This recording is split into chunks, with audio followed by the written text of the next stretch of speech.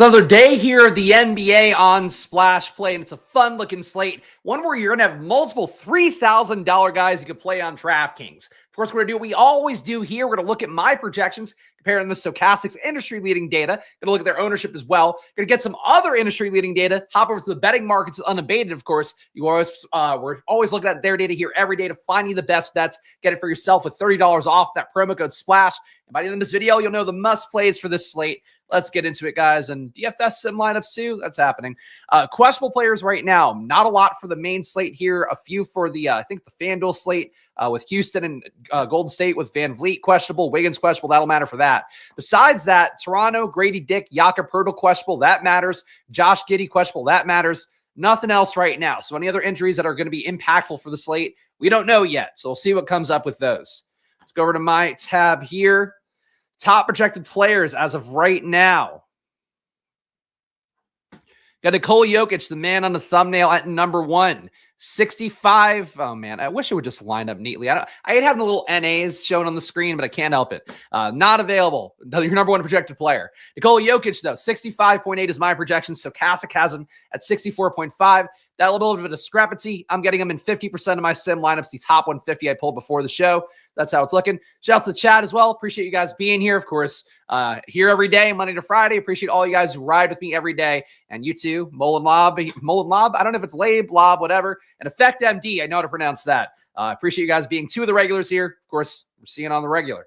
We got Karl Anthony Towns, 50.4 fantasy points for him. 47.7 is Stokastic's projections. I've been high on Karl Anthony Towns pretty much every slate. It hasn't failed me yet. His price tag continues to be a little bit too low, whether you're looking at my projection or Stokastic's. I got him in 37% of the sims I ran before the show. Shai Gilgeous-Alexander.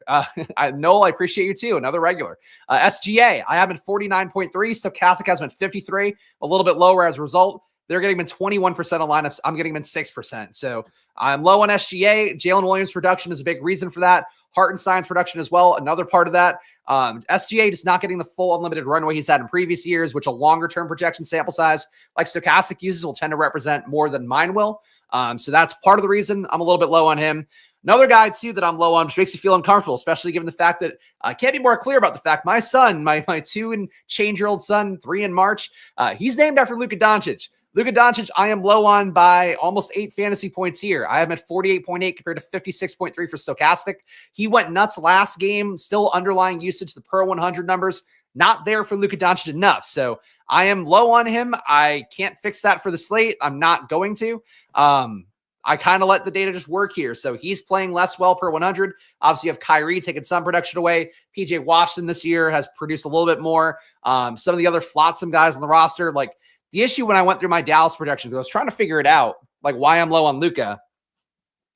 You have PJ Washington projected for, at least for me, for 12.9 points. You have Lively getting 10.6, Gafford getting 14, Quentin Grimes getting 9, Klay Thompson getting 11, and that honestly feels low for Klay. Dinwiddie getting 7.7, Jaden Hardy getting 3, Kleber getting 2. Like, everybody's getting points. I just listed a bunch of numbers, but like, there's enough players that are scoring points there that on paper for a median projection outcome, I don't expect Luka to have these outlier numbers that you need in terms of the scoring. I have him today for 27.8 points. If I had to guess, Stokastic must have him for about 30 points and change. Actually, I think I can see that number really fast. They have Luka for 30.3 points. So it's just a discrepancy between what I have and what they have. But I'm low on Luka. I think it fits as what he's been doing so far to start the year. But if you want to fade me, Luka Doncic is one of the most direct ways to do it. Alperen Sengun is not on the main DK slate. 48.3 if you're playing on FanDuel. Sabonis, I have a little bit lower than Stokastic's number, 46.1 compared to 47.8. Scotty Barnes a little bit lower as well, 46 compared to 48.5. That said, he'll be in about a quarter of the Fields lineup and also be in the quarter of mine as well. $9,100 salary for Scotty Barnes, starting to get where it should be. So he's not the discount he probably was in the last slate. And Stokastic, for what it's worth, I feel like often does not overproject guys compared to me. Scotty Barnes, they've now had overprojected for 2 straight slates. Last slate he smashed. Maybe he does it again at less ownership. De'Aaron Fox, 46-ish fantasy points for me and Stokastic. Only about a 9% play, though. I think I lost my conditional formatting on this. Probably nobody else out there probably cares, but I do. So let's put a little, there we go. Now we can see. Who else I have up top? Getting some Evan Mobley, 45% in the sim. Fields going to be at 32%. Brandon Miller getting 19% today. Not a priority play like he was for me the last slate that he was on, 16%. He got a ton of usage, though, last time out. So, honestly, could be worth juking the rates a little bit to get more of. But that's it. The more exciting part of the top plays today is going to be when we sort by value. So, a lot of good value plays up top. Thought about putting Charles Bassey in the thumbnail this morning, and I didn't. Oops, sorted by the wrong thing. Got to sort by value. Here we go. So top values. Charles Bassey. I have him at 27 fantasy points. Stokastic has him at 24.7. With my projection, he'd be a 9x value at a 3K salary. Also, maybe playable on your Underdog Battle Royales. A little bit iffy on that. But Charles Bassey, projected today to be getting about 24.6 minutes.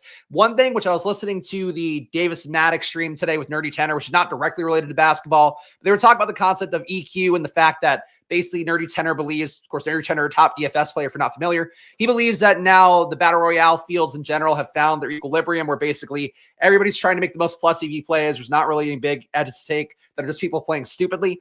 So as a result, like its equilibrium has been found. As a result, all of your ownership should kind of align with what equilibrium-based ownership would be to have the maximum value kind of thing.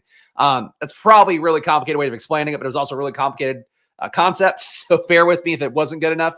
Point being, though, is like for Charles Bassey here, he's going to be played a good amount. And what Nerdy Tenor said, I think, and repeated as well in the Lowell stream afterwards, was the idea that if, everybody in one slate, like one of the best EQ plays, in a world where everybody knows the plays and how it's going to work out, is to just go the one way that everybody else isn't going to go. Today, everybody's going to go Charles Bassey's way. So one thing you could do is play Zach Collins instead.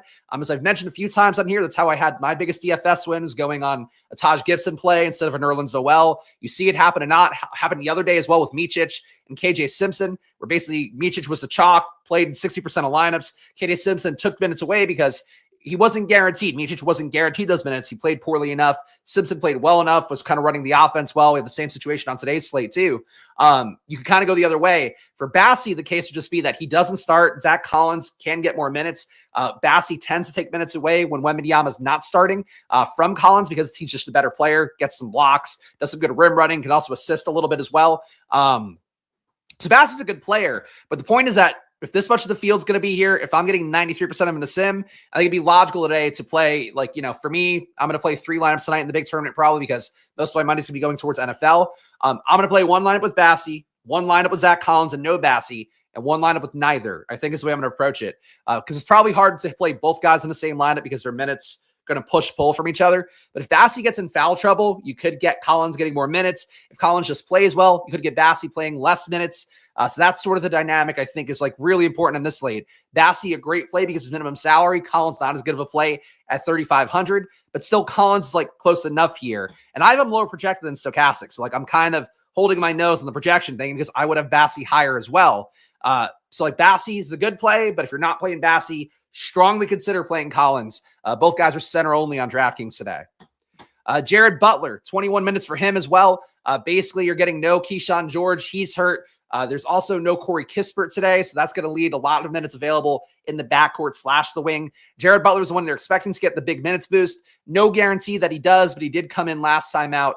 The second, basically, that Keyshawn George couldn't play, and then Kispert was also hurt.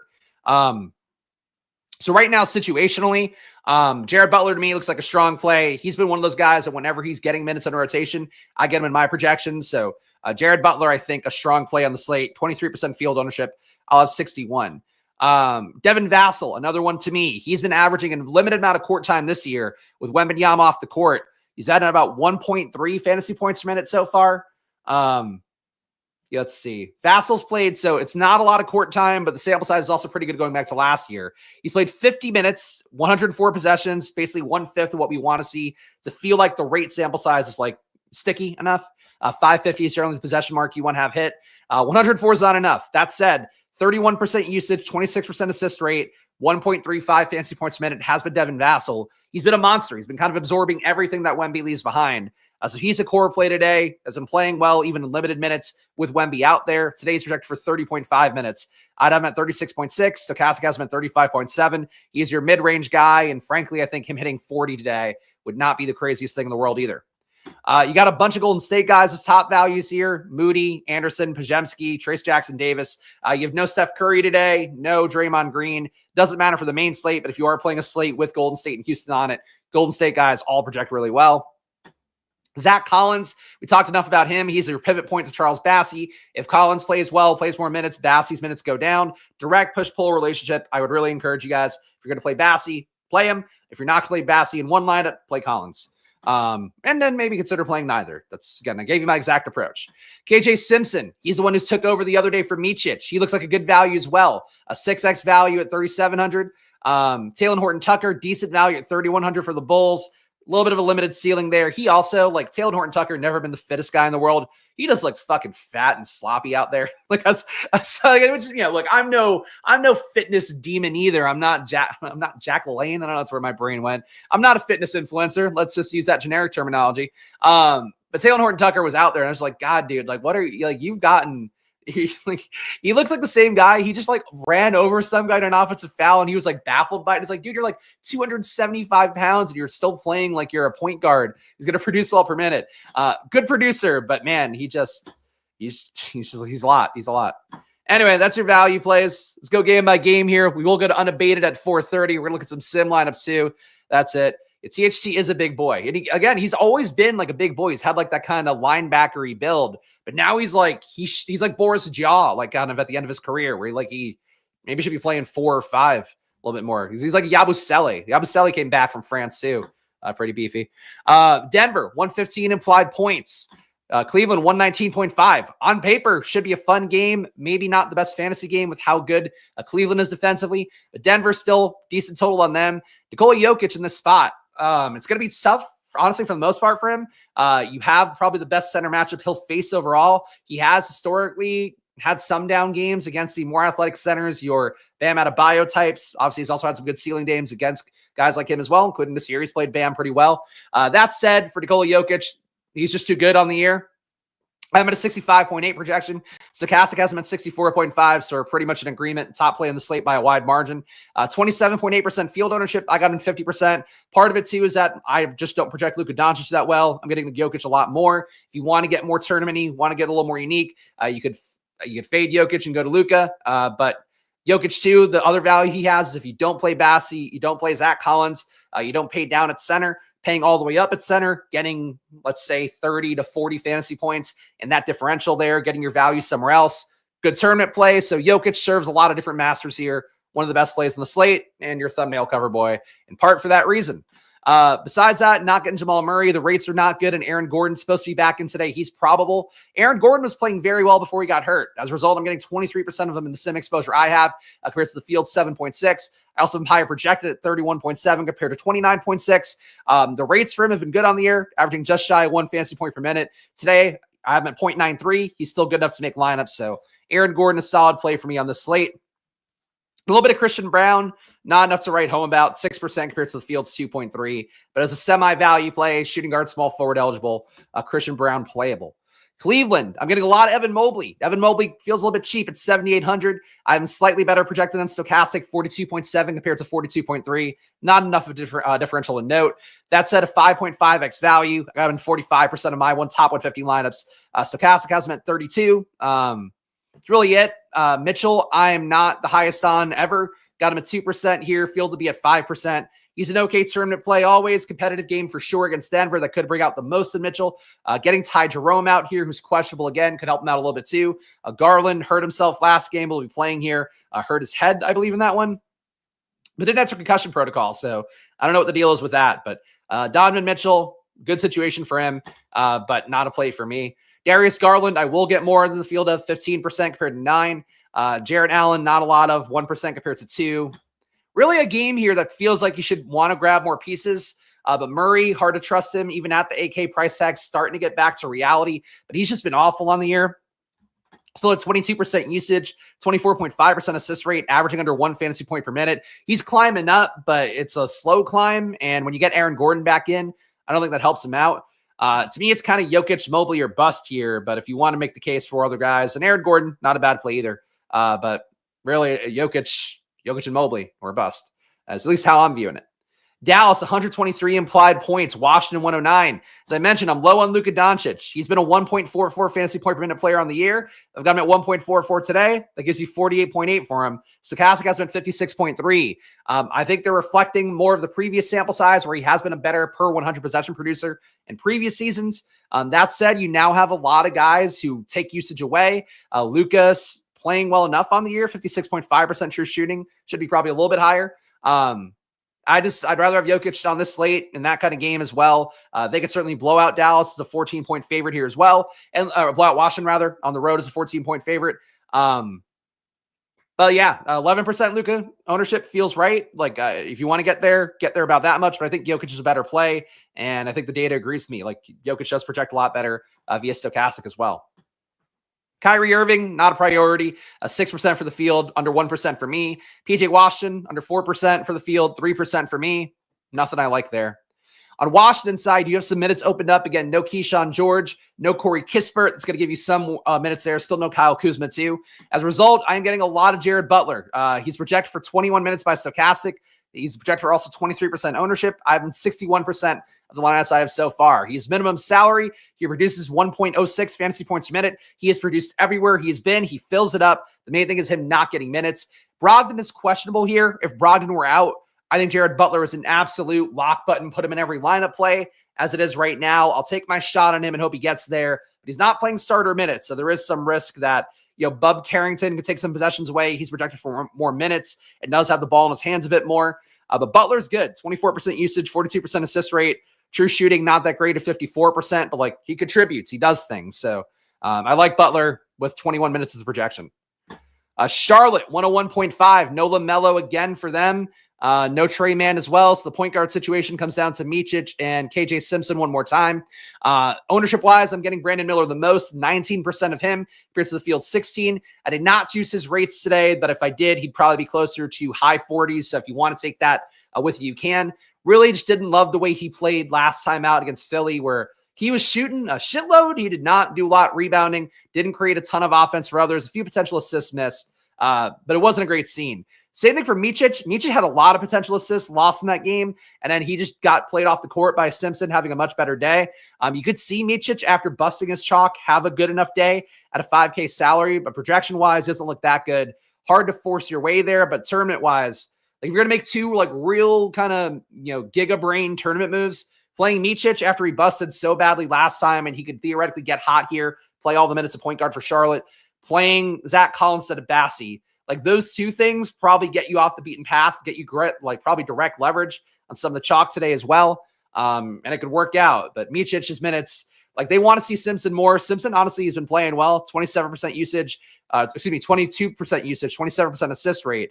And due to shoot better as well at 47% true shooting, he goes after rebounds. He does drive to the hoop and like creates opportunities on assists for other guys. He's got the ball in his hands a lot more than it feels like Micic does when he's out there. So I like Simpson too as a semi-value at 3,700. I just don't think you can assume that he takes all the minutes away from Micic like he did last time. Like they basically iced Micic last game, went all KJ Simpson, but he just looked better. Like he was grabbing rebounds, he was going after it, trying to get his own shot, not being that good at it, but he's a good player. He's popped up for me projection-wise a few times now, and now he's actually had like an actual good game. Like Simpson's one guy to watch out for here because he could flip Micic for minutes like any day now. There's really no reason they're playing Micic at this point. Nothing else here that good. And again, KJ Simpson, even though I'm talking him up here, only got 1%. Really, projection-wise, it's hard to get there at 3,700. But, a semi-value play. If you go off the beaten path, don't play Bassey, don't play Jared Butler. I think KJ Simpson starts to make a little bit more sense. And I have a lot higher than Stokastic too, 22.4 compared to 16.7. So that's the last thing I'll highlight. New York, more Karl-Anthony Towns for me. That's always the case on every slate. I'm getting 37% for him compared to 18%. Again, just too cheap. I'm in 50 fantasy points compared to 47.7. Jeff Teague said he should be in the MVP competition. I don't think it's actually the case, but played really well last time out. Had some nice assists that you probably saw on Twitter. The one of him crossing somebody over and then throwing a swing pass to the corner was really nice. He's doing good stuff out there. The matchup is not inhibiting at all going against Charlotte. He could put up 20 and 20 here. The issue is just like Charlotte keeping it competitive as a 14.5 point favorite. Or no, you're 14.5. Yeah, look, I like Towns again. I have no issue with that.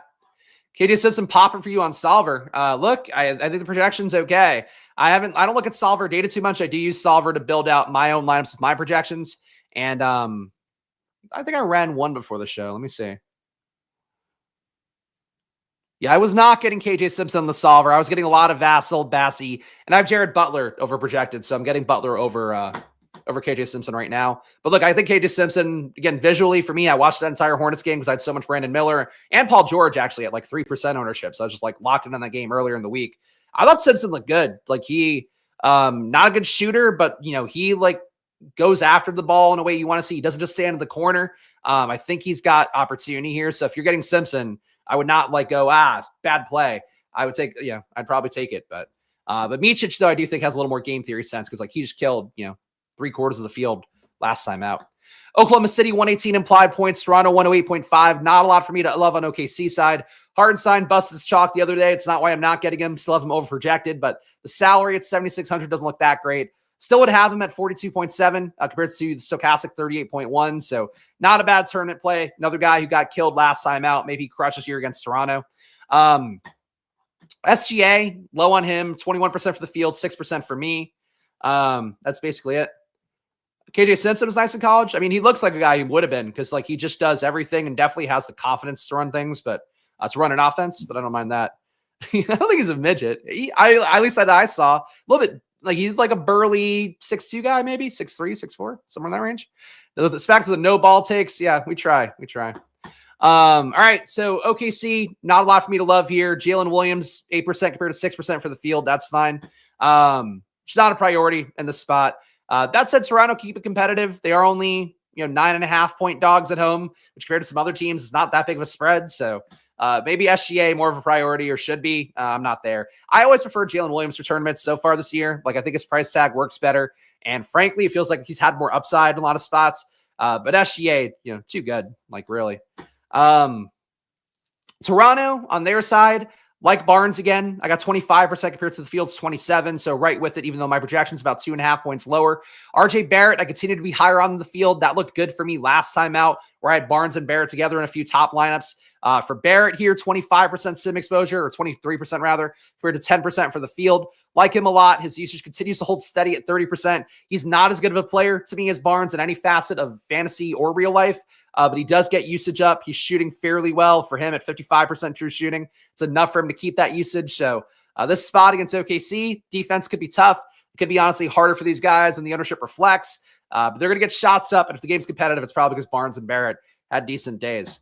Jakob Poeltl, questionable right now. If he were out, it would throw everything up, and well, you get Jonathan Mobo as more of a play, I think. Who else did you get? I mean, you would get Boucher as well, more so. Value would open up pretty big if Poeltl were out. That said, this matchup is like not a good one. Again, OKC has really shut down a lot of opposing fantasy players lately in a way where I'm a little bit apprehensive about going after it. But that said, if Poeltl's out, value opens up. If Poeltl's in, Barnes and Barrett are okay, but I'd be mindful of your exposure overall. So much news today. There's so much news every day. That's how it goes. But honestly, today is less news than usual. Like you just need to know Poeltl and Dick, I suppose. And we talked about it before, and you need to know Giddey. Giddey's the other big one. If you're not playing the FanDuel slate, then you need to know the Houston Golden State stuff. For Chicago, 117 implied points. San Antonio, 119. Another good-looking game here. San Antonio, maybe a little bit surprising. They're a 2-point favorite with Wemby out, but not really. Good amount of ownership for Chicago, at least coming from me. Vucevic, I didn't get a lot of. I have him higher projected than Stokastic does, but didn't get a single share in the sim. Not really sure why. He does produce fairly well in court time without Kobe White, so a little bit more usage go around with Kobe White out today. And potentially Josh Giddey is questionable right now. But right now we're assuming Giddey is in. I'm getting him with the field, 21% compared to 22. Levine, I'm getting 9 compared to 15. Desumu, I'm getting 17 compared to 10. Getting THT, big beefy Taylor Horton-Tucker, 21% compared to 13. And Buzelis, I'm getting 10% compared to 15. So Chicago, you're going to get players in this no matter what. In terms of my leans, I think Giddey would look the best, but he did just have the massive outlier day filling in for Kobe White, so I don't think you're sneaking up on anybody with that one. I think going back to Desumu more would make more game theory sense. And I am a little bit lower projected on Giddey than Stokastic is, 35.9 compared to 37.9. But he did just put up 50 last time out. Kind of hard to ignore that when you're in the same situation. So no issue with Giddey. I would prefer to be getting more Vooch than Levine, but the Levine price tag looks better, and he's shooting guard, small forward. But really, Chicago, take what you want here. I think they're all perfectly valid plays. San Antonio, 119 implied points for them. Sohan with flat with the field, 2%. Chris Paul, I'm low on 15% compared to 39. I'm just not seeing it enough here projection-wise. I'm flat with Stokastic, 35 compared to 35.5. And I have him at 1.2 fantasy points per minute. So I'm really not sure why I didn't get there sim-wise, besides maybe having to pay for value guys. I like Jared Butler a little bit more in my sim exposure. It's a lot of Chris Paul, though. It's a lot of Chris Paul. See, THC, there's no way he's 6'4", 235. Like he's got to be like a legit 270 right now. With I would say at least 260. He's like really big in a way that he's not been before. He's like in Utah, 6'4", 235 for sure. Yeah. And now he's like a mountain man. He looks like tractor trailer out there. But tractor trailer, but still trying to dribble the ball up court. Devin Vassell, talks about him. Core play for me, 85% sim exposure compared to 74. He's a core play for everybody tonight, but I think he looks like a strong play. Going to produce upwards of about 1.4 fantasy points per minute this year in core time without Wemby. It's not a big enough sample size to feel good about. But going back to last year, we're looking at like 1.1, 1.2. So he's right in that range today. I'd have him at 1.2 today. I think a strong play. Like really a slate defining play for me tonight. It'll probably be in all my lineups I do put in. Stephon Castle, a little bit lower on him, 15% compared to 23. Collins, I'm not getting sim-wise, but I am going to force him in. So 3% exposure compared to 38% for Zach Collins. Again, if you're not going to play Bassey, really strongly consider Collins. And then if you don't play Collins, then you're away from a large portion of the field because this is basically the entire field will be owning at least one of these guys, and some portion of the field will own both of them based on this ownership projection. In Bassey, I got in 93% of lineups compared to 58. I do have him higher projected. Collins has been kind of underperforming. But Bassey, you flip these minutes, Collins will look a little bit better. Bassey looks a little bit worse. If he gets to the point where Bassey plays 17 minutes and Collins plays 28 or something like that, that's where you probably really win with Collins. So it's all in the cards. Really, these two guys are going to be an important part of the slate no matter what you're doing with them. I did know that. Tractor Trailer went to Michigan. I don't know if that's got to do with anything, but it is a fun fact. Phoenix 112.3, New Orleans 110.8. Of course, once I get through this, we will hop over to Unabated, check out their data. We're going to check some DFS sim lineups as well coming up in a moment. Phoenix, not big priorities here. No Kevin Durant again. No Yusuf Nurkic again. I have 3% Booker compared to the field's 5, 19% Royce O'Neal compared to the field's 15. Just a nice little value play with a decent projection. I have a 27. Stokastic has Royce O'Neal at 24.2. Oso Ighodaro, I'm low on again. I just don't have him as well projected. I have him at 22.9 fantasy points. They have him at 26.6. Look, everybody likes Ighodaro. Ighodaro, I don't think he killed you last time out. I don't remember what he did. Let's see if we could see Ighodaro's. I think he started well. I don't think he finished well though, did he? He has 17.75 fantasy points last time out in 28 minutes. That's how I see Ighodaro, but they're projecting him really well for 27 fantasy points. So it is a soft match against New Orleans, maybe a few more rebound putback kind of situations, maybe some blocks, steal opportunities too. But I am really low in Ighodaro, and Stokastic thinks he should be one of your priority plays in the slate. So feel free to listen to Stokastic and the team of $1 million DFS players. It's always what I'll say to you guys. DeJounte Murray, 19% sim exposure for me is the big stand for New Orleans aside compared to 7%. Ingram flat with the field at 2. McCollum 3 compared to 3. Trey Murphy 17 compared to 5.6. And that's just because I didn't knock Trey Murphy's rates down for having Ingram back in. Herb Jones is going to be in as well. That does clamp down a little bit on the minutes overall for everybody. So your key guys are fine. You can play Ingram. I mean, if you want to. You can play Murray, who thinks a good play. You can play McCollum if you want to. You can play Trey Murphy. Everybody else still gets squeezed by Herb Jones coming in, and really, as a result, they're not priced for the situation. And you can't play Herb Jones either, who really has never been that great of a producer. It's basically good for Herb Jones. And I could honestly probably juke his production a little bit more, but 17 fantasy points from Stokastic at 24.7 minutes does not look good in their numbers either. Sacramento, 119.3, and this will be the last game here. We could skim past Houston and Golden State. Sacramento getting 13% DeMar DeRozan, 9% Fox, both of which are either flat with the field in Fox's case, under the field for DeRozan.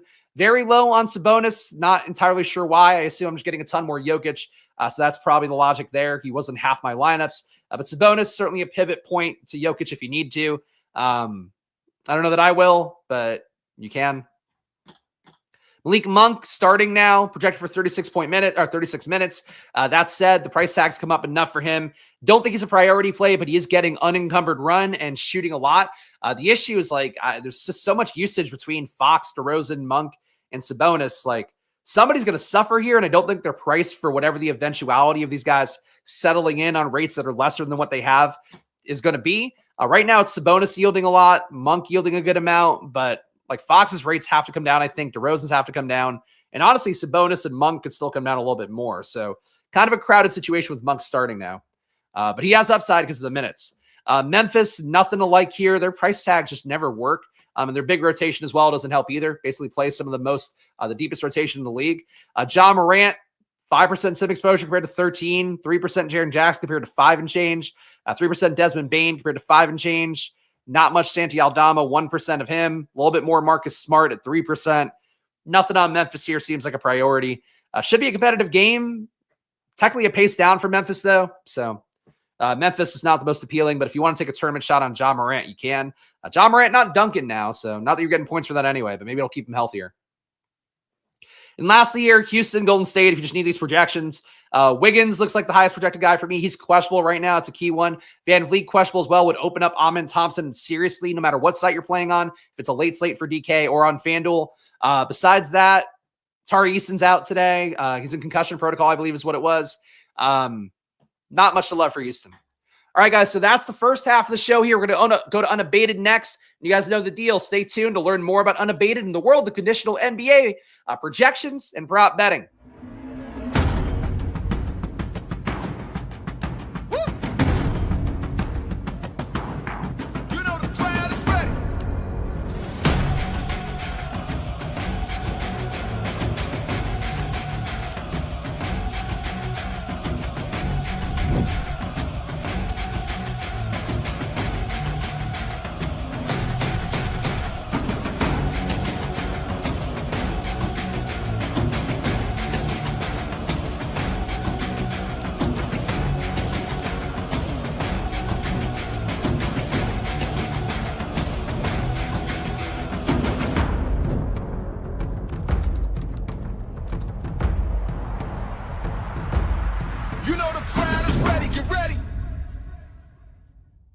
Yeah, we lost 15 people. That's tough. We got to do it, guys. Got to promote the sponsors. Got to do that read. Look at that photograph. There we go. What's good, boys? Our guy Chunk is here. 30 minutes late. Hey, look, people come in whenever they come in. As long as you come in at some point, that's all I can take. And yes, it is money time always here. But go check out Unabated. Again, $30 off with the promo code SPLASH on there. All right, so let's set their projections. We're going to do the same thing we always do here. Let's just rule everybody in as soon as we'll do the thing we always do here. Unabated decides to log me out the moment I'm about to use the product here on stream. And then we'll come back. We'll get you guys some good bets. But if you're leaving the stream, don't do that because I'm going to do DFS lineup sims on Stokastic next. So if you're just watching for my DFS takes, there's going to be more coming. So stay tuned. We got to get our bets in, though. This is prime time to get our bets in. I almost said that. I feel like the way I said that sounded like pervy. Like, ooh, we got to get our bets in. Hey, gentlemen. Gentlemen, start your bets. How creepy can I make it? How much can I make Unabated regret spending money on this channel? That's the question. But right now, I'm just going to give you guys some sweet EV. Of course, you can see the sims loading here. What it's doing right now is simming 10,000 times off the unabated conditional NBA projections, as well as their standard deviations for each player. So that's what we're getting right now loading on the screen. And once they all run, I will resort things and we'll have these best bets. All right. Best line. Other way. I said other way. There we go. George Niang under 8.5 points, minus 110 odds on DraftKings Sportsbook. That gets you 23.2% EV. Scrub bets, one of the best things you can do for your prop betting accounts. And also unders, by the way. If you're one of those people out there that hates unders, don't be a fucking idiot. Play some unders. 19.2% EV on PrizePicks and Underdog Pick'ems as well for under 8.5 points for George Niang. Fade George Niang everywhere. including FanDuel, 17.4% EV, under 8.5. But the best line right now, DK Sportsbook, -110 for George Niang, under 8.5 points. Isaac Okoro, 16.8% EV on under 6.5 points. That one's a PrizePicks play right now. Still playable on DK Sportsbook, 13.8% EV on under 6.5. FanDuel Sportsbook, you're cutting it close at under 5.5 points, but plus money at +104 for Isaac Okoro, under 6.5 and under 5.5 on FanDuel Sportsbook. Jeremy Sohan, 15.8% EV, playable on PrizePicks right now, over 12 points for him. Jeremy Sohan been gunning overall in the year, literally taking usage out of Wemby's mouth for no particular reason. Now there's no Wemby there, so him getting some shots up makes sense. Unabated has him at 14.3 points, so a pretty good breath for those 12-point lines on PrizePicks and 12.5 on Underdog, and also 12.5 on DK Sportsbook gets you 11% EV and -110 odds on Jeremy Sohan. Spencer Dinwiddie, under 9.5 points. That one's playable on Underdog. Looks like it's not available on the other books, but 15.6% EV for the lower under 9.5 points, or the lower 9.5 points on Underdog. Jordan Poole, 13.4% EV on under 21 points on PrizePicks. Looks a little bit less playable on Underdog. Still playable, though, on DK Sportsbook for Jordan Poole, under 20.5 points and -105 odds. Quentin Grimes, under 8.5 points, plus money, +100, basically no vig on a bet. You're going to get, always want to take that. Whenever you see a plus money bet on Unabated Sewell, I would run to it. 12.7% EV for +100 odds on Quentin Grimes, under 8.5 points, not playable on PrizePicks or Underdog. Javonte Green, 12.6% EV on under 5.5 points. That one is an Underdog exclusive. Line's been pulled everywhere else. Karis LeVert, 12.3% EV on under 10.5. That's on PrizePicks. Still get 11.4% EV on Karis LeVert under 10.5 at -120 odds on DK Sportsbook. And still playable on FanDuel under 10.5 at -124 for Karis LeVert. I am on the deeper dive today. That'll be coming up at 5 p.m. So that's why we got to get through this stuff fast so I can go and take a breather. Maybe say hi to my kid in between. My mother-in-law's here. Wife's out of town. Mother-in-law's here watching Luka. It's a big day. It's a big day for basketball prep. And then once I'm done, I have to build basketball lineups while watching my child and feeding him dinner. So, boy, we're living the dream here. But the modern day American dream, many are saying. All right, we're getting some lines. We got some lines here. Rebounds lines. Let's go. Brandon Ingram, under 6 rebounds, getting 33.6% EV. There's nobody on the Pelicans who's questionable. So that's just a bad line, I guess. Yeah, because like normally conditional projections, we're assuming all these guys are in, including all the questionable guys, your Grady Dick, your Pirtle, like your Raptors lines, maybe look a little more of a quizzical eye. Ingram right now, nobody questionable for the Pelicans. This is just a bad line by PrizePicks. Under 6 rebounds, you'll never see an EV that high very often. And anything over an 8% sim EV is good. 34% sim EV is like insane. 17% sim EV still in under 5.5 rebounds for Brandon Ingram on Underdog Pick'ems. DK Sportsbook, you're getting positive EV as well, 15.7%, under 5.5 rebounds for Ingram on there. And FanDuel, under 5.5 rebounds, -134 odds at 10.2% EV. This must be because they made these lines when they thought Eve Missy might be out, but Eve Missy's available. That's the only thing I could think of, because those lines are just not right.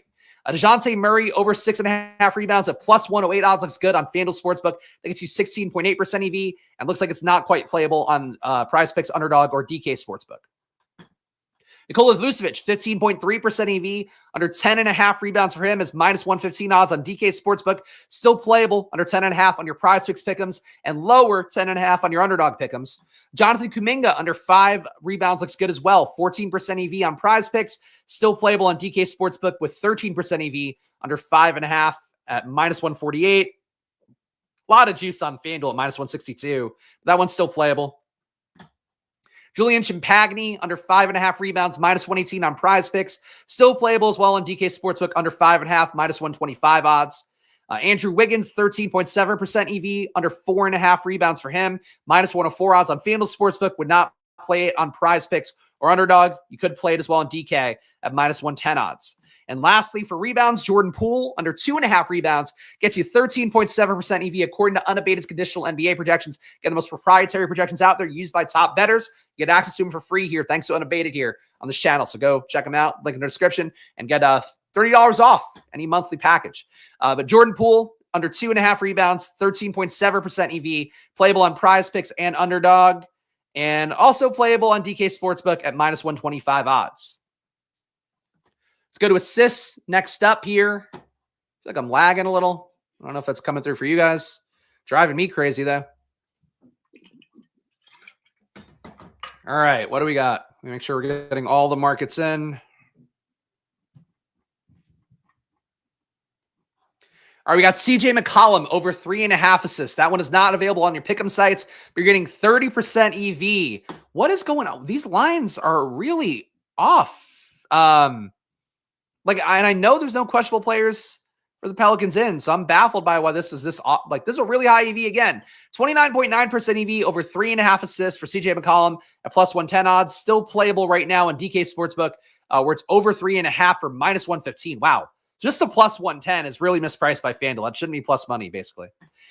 Josh Hart, 20.7% EV on over 5.5 assists for him. That's minus 102 odds on FanDuel. Still playable on PrizePicks and Underdog. We're getting 12.6% EV on over 5.5.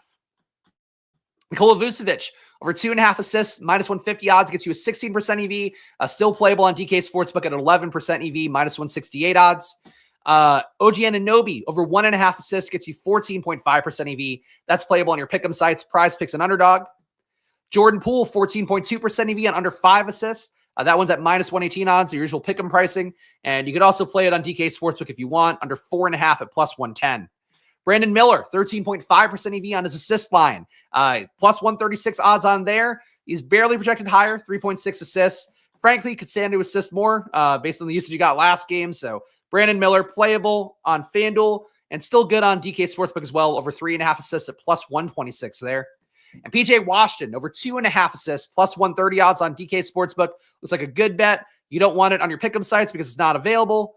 And FanDuel, they also took it down. So that line just probably not a good line. Ingram line is laced with fentanyl. Yeah, you just don't see that high of an EV calculation usually. So I run to it. That's what we try to say here. Yeah, I don't get it. I don't get why that's off. But they can't catch everything. That is sometimes how it goes. The pricing algorithms are always really good, especially for the top books. But with Unabated, and especially when you're using data that you know, like, trust me, with Unabated, like, you're betting with data that people who are spending a lot more money than you or I are per bet. To me, that's like all the show of faith you need. And of course, knowing what goes into it. Talk about it a lot here, but Justin Fan, industry veteran, been a basketball monster, Underdog, Fantasy Labs. Like, he's built all these models everywhere. And now he's doing Unabated with a team behind him that I think he handpicked himself. So you're getting the best projections here for sure with Unabated. And I'm trying to figure out if there's a way to incorporate them with the DFS stuff we're doing here, but it's like hard with the timing. I've been testing some stuff, as you might have noticed on my Google sheet today. Anyway, your PRA lines, top PRA bets, under 28.5 PRAs for Jordan Poole, 16.3% EV on a pick'em slip on PrizePicks or Underdog. Still playable on DK Sportsbook, 15.4% EV at minus 120 odds. And also on FanDuel Sportsbook, under 27.5 PRAs there, minus 106 odds. Still looks good for Jordan Poole's PRAs. Jalen Green, under 29.5 PRAs for him, 15% EV, playable on PrizePicks and Underdog, also playable on DK Sportsbook at minus 120 odds. That line for Jalen Green got pulled on FanDuel. Brandon Podziemski, again, not on our main DFS slate, but is available still in the betting markets and on FanDuel tonight. Under 23.5 is the PRA line for him, 15% EV for you on PrizePicks and Underdog, probably not playable on the other sites. Brandon Ingram, this one just updated, 16.2% EV on under 29.5 PRAs for him. That's on FanDuel Sportsbook at minus 120. Still bettable under 28.5 PRAs for the lower on Underdog, 8.7% EV. Jonathan Kuminga, 13.1% EV on under 26.5 PRAs. Again, no Steph Curry, no Draymond today, so the lines are maybe not the best set. 11.7% EV on PrizePicks, but the best line is on FanDuel for Kuminga under 26.5 PRAs at minus 115 odds. Brandon Boston, a lot of guys competing for minutes now in that New Orleans rotation, so it makes sense he should come down. 11.4% EV on under 12.5 PRAs. That one's only available on Underdog. And lastly here, to close out our Unabated segment, we got Jonas Valanciunas over 22.5 PRAs. That gets you 11.1% EV if you play it on DK Sportsbook at minus 105 odds. As you can see here, guys, there's a ton more markets, more that get updated throughout the day. They update the projections. You can then just play it straight away here on the simulator. It is a great tool. Check it out for yourself at Unabated. Link in the description. Go check it out. $30 off as well. The promo code SPLASH. And now the last stage here and our Tour de France of NBA DFS content. No PEDs here, though. As you can tell, maybe you can't. All natural. I also look really pale today. I don't know why. I must not have set my lighting settings correctly. I feel like I look like gaunt here, and I still have a good color going. I have like a Apple Watch tan line and everything, which I don't know if you could see with these lights. Let's see my wrist up here. Yeah, see that? I still have tan. I'm looking like a ghost here. I don't know what the deal is. Which is important to me for a stream with a bunch of men watching that I look as sexy as possible. For all you closet cases that just want your DFS host to be appropriately hunky with his Apple Watch tan. And we're building on Stokastic 5,000 lineups. They're going to sim against each other 10,000 times. We're going to find the top ROI lineups here, as promised in the video title. And of course, if you're new around here, make sure to hit that subscribe button, hit that like button. Your engagements go along for me. I'm just one guy running 2 DFS channels, doing the data prep, doing the whole research thing, producing the stuff for NBA on this channel, NFL on the @SplashPlay Pod channel. So show some love if you can. Hit that like button, subscribe. Trying to get to 500 subs now so we can get to the monetization portion of things. And yeah, look, it's a crawl because I don't post on Twitter. I don't promote. I just do these streams and show up and hope you guys come along for the ride. So that's the game here. Anyway, this is all going to be simmed off Stokastic data. My projection's not involved. So whatever idiot takes you think I have, don't worry about them now. It's all Stokastic takes coming up here. And I'll be on that deeper dive stream on the Stokastic YouTube channel in 13 minutes. So come along. I might even pop a beer. I got some beers today. Got one hardware brewery or something. It was like wrench branding. I'm like, all right. This seems cool. Minimalist branding, hardware name. Real working class kind of Joe beer for me. A real working class Joe who sits in his room running computer simulations. All right, we're signing our payouts. Views reaching a crescendo. Appreciate all you guys watching live. If you're new around here, new videos every Monday to Friday at 4 p.m., including tomorrow. And the Sim's doing its job. We just sit back. We sit back. We let the Sim do the work. This is me. I feel like this is me getting a blowjob from the Sim. Like, all right, Sim. Yeah, you get to go to work. Anyway, let's see what the Sim's giving us. Top ROI lineups right now. Jared Butler, Stephon Castle, Royce O'Neal, Alexander Sarr, Nikola Jokic, John Morant. John Morant they're getting. I did not get a single share of. Evan Mobley, Zach Collins. So, wow, okay, so right away you're seeing it at play here. You're getting that direct leverage, what we talked about with the equilibrium stuff at the beginning of the video. Zach Collins getting just direct leverage on Charles Bassey, who's a much better projection play. It makes sense. Number 2 ROI lineup, Jared Butler again, Devin Vassell, Scotty Barnes, Alex Sarr, who I like a little bit less now that he's back to playing power forward, not playing center like he was for a little bit. They got Jay Val in there playing meaningful minutes again. So Sarr, I think, kind of comes down with that. But Nikola Jokic, De'Aaron Fox, Talen Horton-Tucker, Zach Collins. Let's see. We got Jared Butler, Brandon Miller, Scotty Barnes, Alexander Sarr again. So Sarr in the top 3. Zach Collins again. He's in all the top 3 as well. Luka Doncic, Oso Ighodaro, and Yves Missi. All right. Yves Missi, I just never play on slates, but he does sometimes smash. Again, Yves Missi, one of those guys too that gets a little bit better when all the players are out there because basically you have a lot of guys who kind of create assist value, drive to the rim, look for their own shot. But Yves Missi just kind of benefits by like rim running with those guys. So it looks better for Yves Missi weirdly when everybody's playing because he can just focus on rebounding and just kind of getting some easy rim run dunks. So Yves Missi, not advocating for him or anything, but like I don't mind seeing him here at a top ROI lineup. Your number 4 ROI lineup is Jared Butler, Jordan Poole, Buzelis, Evan Mobley, Nikola Jokic, Jalen Brunson, Alexander Sarr, and Zach Collins. And number 5 is Jared Butler, Donovan Mitchell, Isaiah Joe, Oso Ighodaro, Nikola Jokic, Shai Gilgeous-Alexander, Keldon Johnson, and Zach Collins. Glad to hear you're workshopping a way to incorporate Unabated into the DFS, but yeah, it's tough this time. It's tough this time, and also like I just don't have Excel on this computer. I can install it. It's just like I don't use this computer for anything besides what we do here. Like this is just like a production computer for me. Everything I do for myself for DFS is on my MacBook. So like the hard part for me is getting Unabated's projections, downloading the CSV, importing them, and then having them on screen here. I could do it. It just like I have to then pause the show and like do it for a couple minutes, and that's or a minute, and that feels like death on a live stream. So it's a little bit tough, but let's see if we can figure it out. Your top ROI players right now, according to Stokastic. So Jared Butler, they're with me on team Jared Butler. A 6% EV for him across all 150 lineups, all top 150. Alexander Sarr, 3%. I just don't see that personally, but the price tag, I get it. Dual position eligibility, I get it, but I'm just not crazy about Sarr with how they're using him now.